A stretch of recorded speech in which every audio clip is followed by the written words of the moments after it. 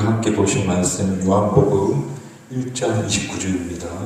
요한복음 1장 29절 말씀은 함께 읽겠습니다.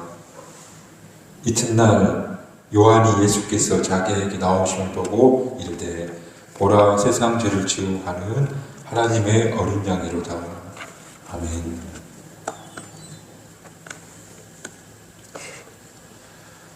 우리는 지난주에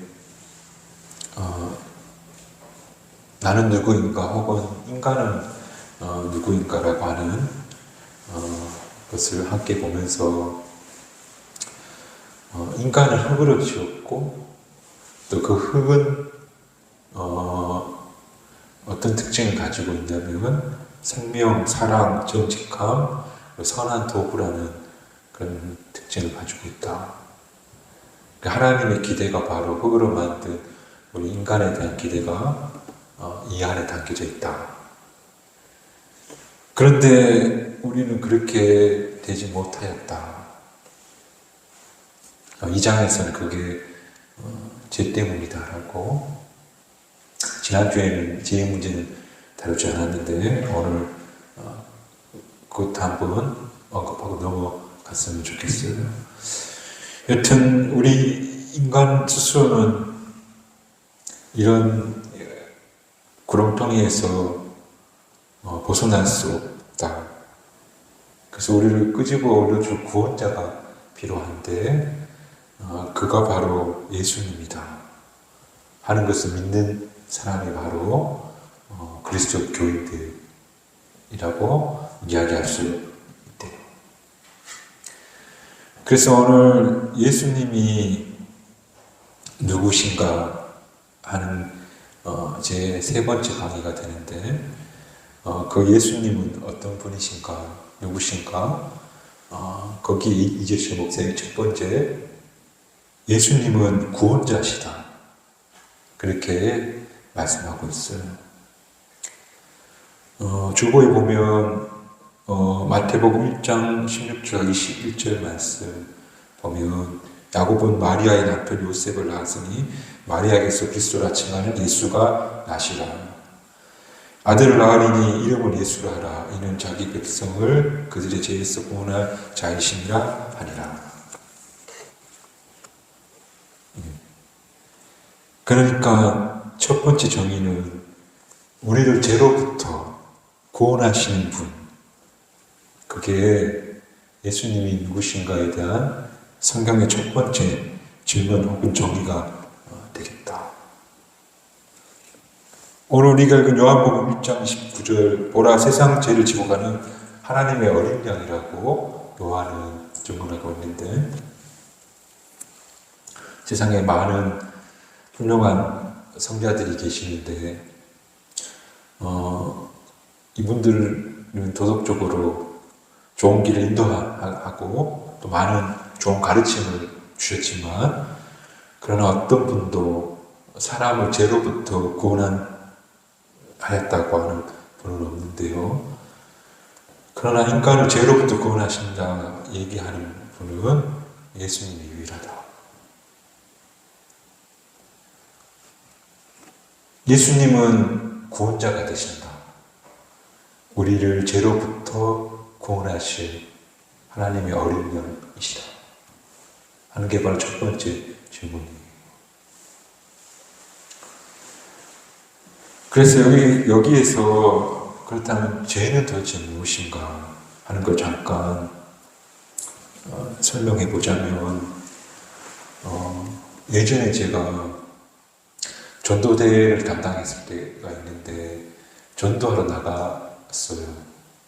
많은 분들이 예수님 믿으시죠? 교회로 좀 나오시죠? 라고 하면 정말 많은 분들이 나 같은 죄인은 교회 가면 안 돼요. 제가 말아요. 그렇게 농담 삼아서 말씀하시는 걸 들었어요. 근데 저는 그 속에서 자신에 대한 자기 인식이 저는 담겨져 있다고 봐요.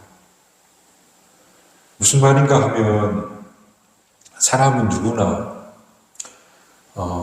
다 죄인이라고 하는, 누가 가르쳐 준 적도 없는데 하는 자기인식이 있다는 거. 그걸 죄의식이라고 하는데,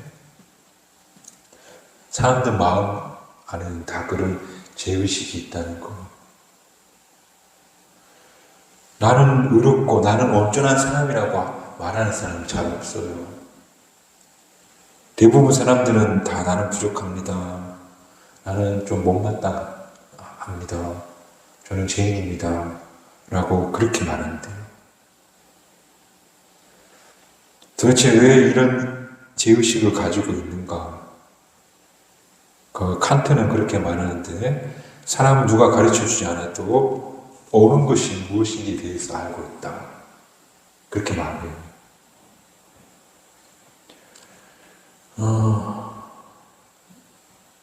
무엇이 옳고 무엇이 그르다는 걸 알고 있다고 이야기했는데,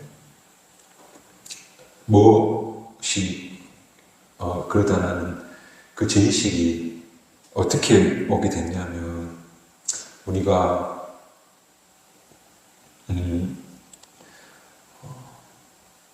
이 장에서 흙으로 사람을 만들었을 때 하나님이 생명을 소중히 여기고, 그리고 정말 정직하고, 그리고 정말 선한 도구가 되고, 이런 하나님의 뜻과 기대가 있는데 우리가 그렇게 살지 못하고 있다는 걸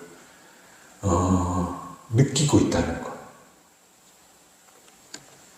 그것이 바로 우리가 가지고 있는 죄의식의 이유다.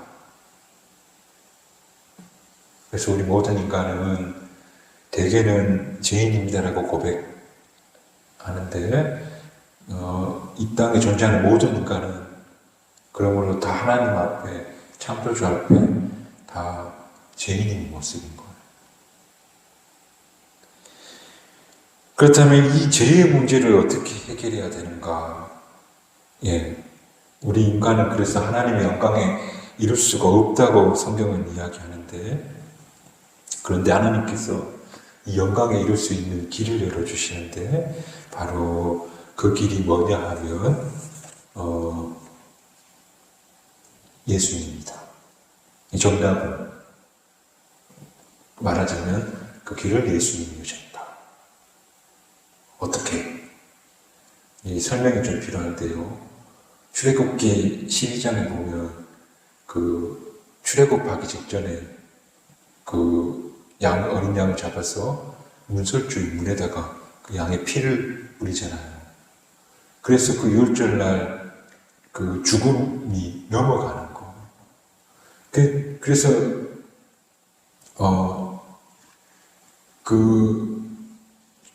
그 넘어가는데 필요한 것이 바로 그 죄를 씻기 위해서 희생양이 필요했다는 거. 그 어린 양인 거. 유월절이라고 하죠, 그날을. 또 다른 말로는 가월절, 넘어갔다는 거. 죽음이. 마찬가지로 모든 인류의 죄를 씻기 위해서는 희생양이 필요한데, 바로 그 희생양이 누군가 하면 예수님이셨다.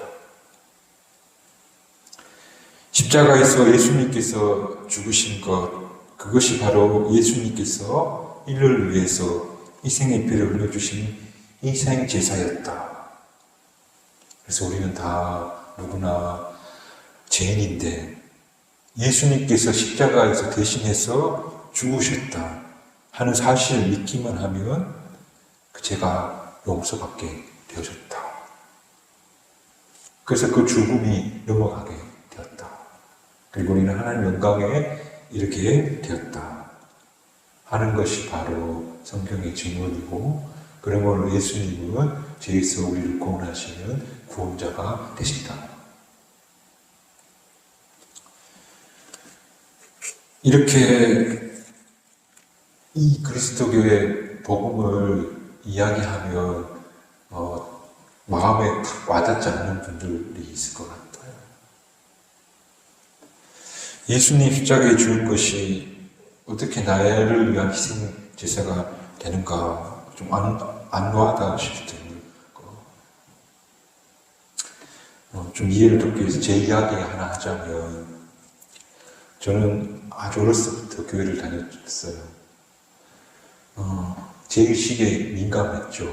우리가 어렸을 때 교회 다니는 때 죄에 대한 강조를 많이 했으니까. 이 주일날 물건 사는 것도 죄라고 할 정도로 죄의식을 많이 심어준 세대였다. 저는 그렇게 생각해요. 근데 그렇게 20대 시절도 30대 들어서 목사가 되었어도 내가 하나님이 원하시는 삶을 온전히 살고 있지 못하고 있다 하는 그런 죄의식이 마음 깊은 곳에 늘 있었던 것 같아요.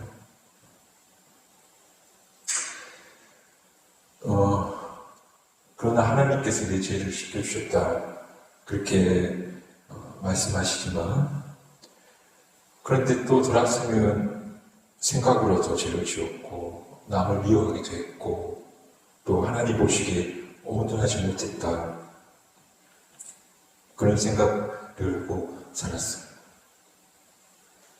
그러다가 이 죄의식이 자꾸 더해져 가는 거예요. 그러다가 기도하면서 한날 우리가 주일마다 제가 사죄 선포를 하잖아요. 그러므로 이제 그리스도 예수 안에 있는 자에게는 결코 정죄함이 없나니,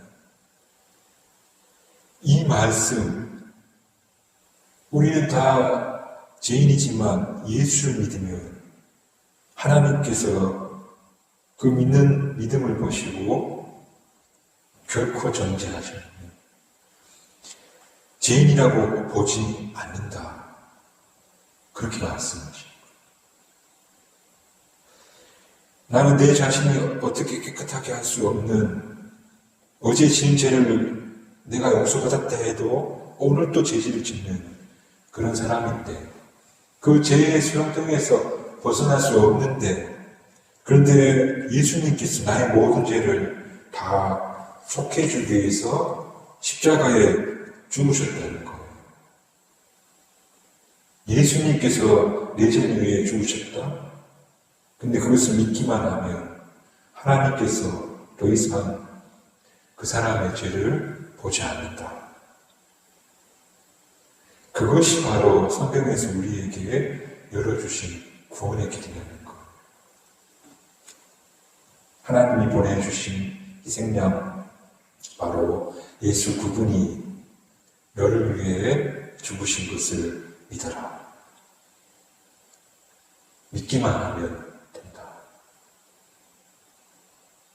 그러므로 예수님이야말로 우리를 죄에서 구원하실 구원자가 되신다는 것, 이것이 바로 성경의 약속이라는 것. 구약 시대에는 어린 양이라는 희생양이 있어야만 했지만, 지금은 하나님께서 이 땅에 보내주신 예수님, 그리고 그 예수님이 온 인류를 위한 희생의 제물이었다. 그리고 그것이 바로 십자가였다.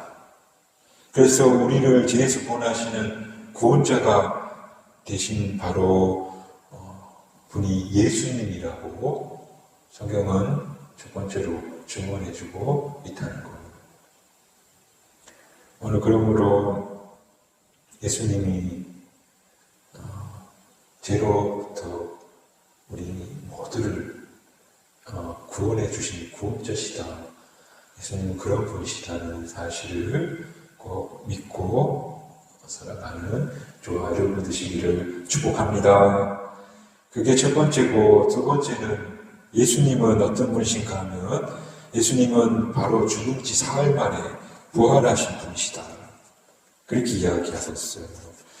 오늘 주보 요한복음 11장 25절에서 26절 읽어볼게요. 예수께서 이르시되 나는 부활이요 생명이니 나를 믿는 자는 죽어도 살겠고 무릇 살아서 나를 믿는 자는 영원히 죽지 아니하리니 이것을 내가 믿느냐. 아멘. 두 번째 성경의 주는 예수님은 부활하신 분이다.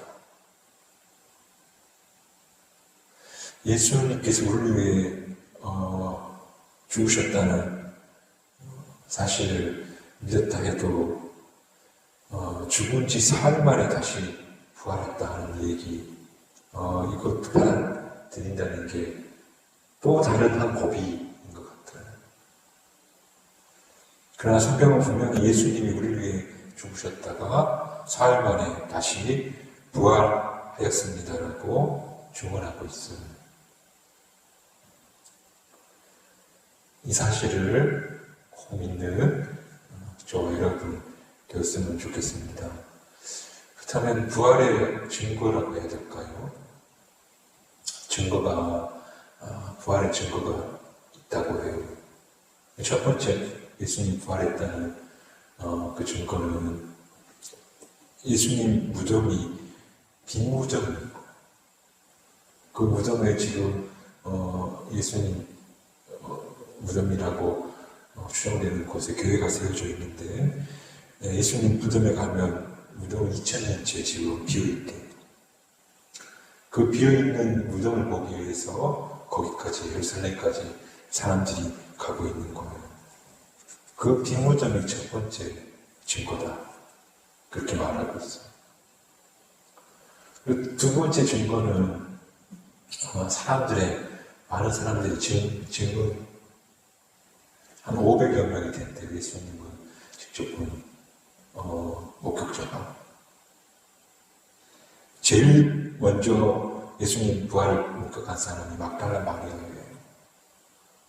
근데 역설적인 건 여성들은 당시에 증인으로서의 어떤 뭐라 해야 될까요? 가치가 없었다고 해요. 예수님 첫 번째 증언자, 그러니까 거짓이었다면 좀 유력한 사람을 첫 번째 증인으로 세웠으면 더 설득력이 있었을 텐데, 역설적으로 여성이 첫 번째 증인으로 성경을 진실하게 보도해주고 있어요. 그리고 막달라 마리아 이어서 12사도가 다 예수님을 만나게 되고, 나중에 사도 바울도 부활하신 예수님을 만났다. 그렇게 이야기하고 있어요. 많은 증인들이 있다는 것. 또 특별히 더 놀라운 것은 부활하신 예수님이 만났다는 그 이야기가 거짓이 이야기예요. 거짓된 걸 가지고 목숨을 거는 사람은 없잖아요. 그 예수 그리스도의 부활을 직접 목격했기에 순교를 하고 자신 하나밖에 없는 목숨을 바친 거예요. 목숨을 걸고 예수님 부활하셨다는 걸 증언하다가 예수님의 제자 요한 빼고는 다 순교하게 되었다는 거예요. 요한도 훗날 나이가 들어서 요한복음, 요한서신, 요한계시록을 쓰는 마지막 증언자가 되었고, 그게 세 번째 예수님 부활하셨다는 두 번째 증거. 한 가지 더 이주치 목사님이 이야기하는데, 예수님 부활의 세 번째 증거가 뭐냐면 이렇게 말해요. 바로 나 같은 사람이 변화되었습니다. 이주치 목사님 본인도 하는 이야기예요. 예수님이 이 땅에 우리를 위해 죽으셨고 부활하셨다는 사실을 믿음으로 나 같은 사람도 이렇게 변화되었다. 본인은 길거리 탕자 같은 인생을 살다가 정말 예수님을 만나고 훌륭한 목회자가 되고 은퇴 후에도 많은 존경을 받는 그런 목사님이 되었는데, 그분 당신의 입으로 그렇게 이야기해요. 부활하신 예수님을 내가 만났기 때문에 내 인생이 바뀌었습니다. 예수님은 죽음을 이기고 부활하셔. 이렇게 나같이 그 절망 가운데 있는 그런 사람도 희망의 소식, 바로 부활하셨다는, 죽음을 이기고 부활하셨다는 사실이 기독교 신앙에 엄청난 힘이 되고, 그게 사람을 바꿔놓을 수 있는 변화의 힘이 그 안에 있다고 그렇게 고백하고 있어요. 예, 예수님은 죽으시고 사흘 만에 부활하신 분이시다. 이기세 신자가 안디주 목사님이 예수님이 누구신가에서 하고 싶은 말이에요. 그리고 세 번째로 예수님은 어떤 분인가 하면 참 사람이셨다. 그렇게 말해요.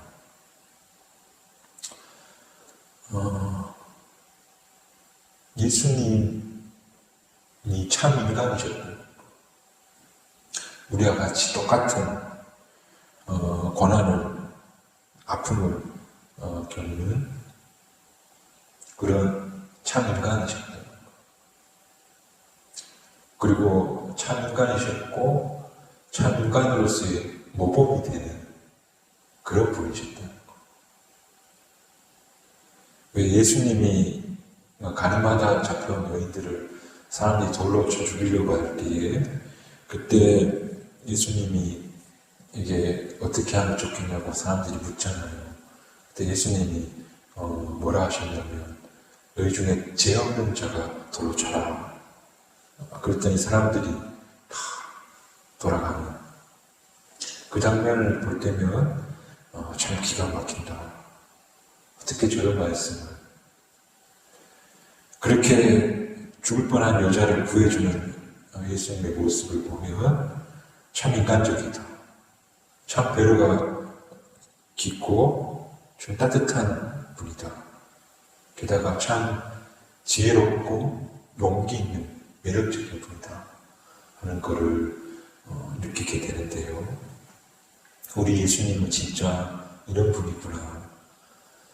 정말 예수님은 사람다운 사람, 그리고 인간다운 모습이 어떤 건지를 보여주는 참 인간의 원형이다 하는 걸 느끼게 돼요. 그래서 예수님은 참 사람이었다라고 이야기하고 있어요. 그리고 마지막으로 네 번째, 예수님은 참 하나님이시다. 예.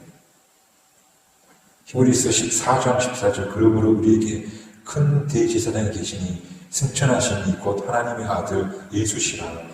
우리가 믿는 도리를 굳게 잡을지어다. 우리에게 있는 대제사장은 우리의 연약함을 동정하지 못하신 이가 아니요 모든 일에 우리와 똑같이 시험을 받으신 이로되 죄는 없으시니라. 또 보라, 처녀가 잉태하여 아들을 낳을 것이고 그의 이름을 임마누엘 하리라 하셨으니 이를 번역한즉 하나님의 우리와 함께 계시다 함이라. 그 예수님은 우리가 영원히 함께 계실 하나님 임마누엘이시다. 참 하나님이시다 라고 우리의 고통을 함께 동정해 주신 그런 하나님이시다 라고 고백하고 있대요. 그런 예수님이 처참히 죽으신 이유는 바로 앞서야겠지만 우리의 죄의 희생이 필요해요. 죄 없으신 분의 희생이 필요하셨기 때문에 그가 우리 죄를 위해 처참하게 죽으셨고, 그리고 그 죽으심으로 우리의 구원료가 되셨고, 또 그의 죽고 부활하심으로 우리가 하나님 영광에 이르게 되었고, 또 참 인간이시고 참 하나님이신 그 예수님 때문에 그리스도의 삶의 목표와 방향이 우리에게 생기게 되었더라. 말씀을 정리하겠습니다. 예수님은 우리를 죄로부터 구원하신 구원자십니다. 아멘하시기 바랍니다.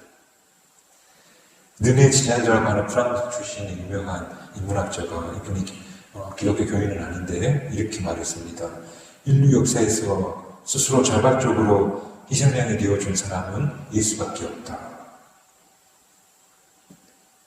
바로 우리의 희생 제물로 스스로 내어주심으로 우리를 구원하셨다 하는 것이 첫 번째 예수님에 대한 이야기고, 그리고 두 번째로 예수님은 십자가에 죽으셨다가 사흘 만에 다시 부활하셨다.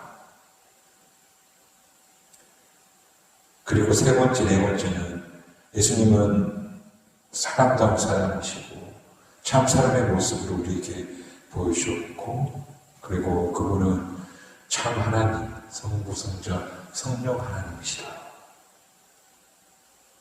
이 사실을 기억하시고 우리가 그 예수님이 어떤 분인지에 대해서 더 깊이 알아가는 그런 경주 성박교회 교우들이 됐으면 좋겠습니다.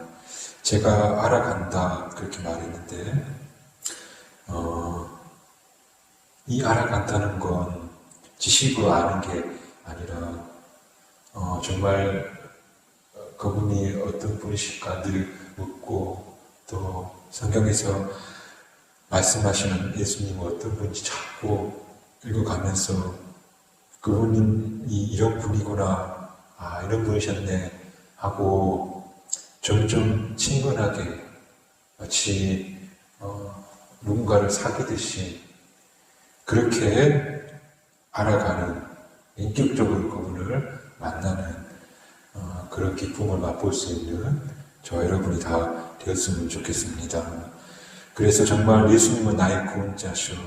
정말 한평생, 내 일생 내가 예수님을 정말 따르고 싶은 그런 삶의 모험이야 하고 고백하면서 예수님을 바라보면서 걸어가는 경주 성박교회 모든 교우들이 다 되시기를 주님의 이름으로 축복합니다.